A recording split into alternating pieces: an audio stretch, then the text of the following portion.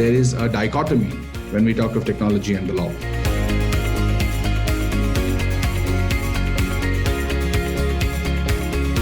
On one hand, enhance legal practice. So I'd like to thank the BML Munjal University. A lawyer who doesn't understand technology is going to fast become redundant. And I think that the law schools sort of are lagging a bit behind that. I've been in the legal tech industry for over 20 years. For law schools to develop projects or develop programs. The lawyers, whether in-house, whether the law firms we work with. The prosecution will argue that directing specific questions to each of the panelists.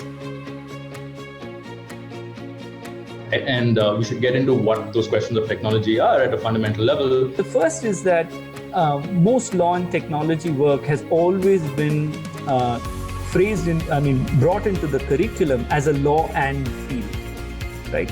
So there is law and in some meaningful way, there's and technology, the sort of conjunctive and artificial intelligence in law, technology and law, programming and law. And this is also, we believe, a growing trend. For lawyers, legal academics to understand the technology.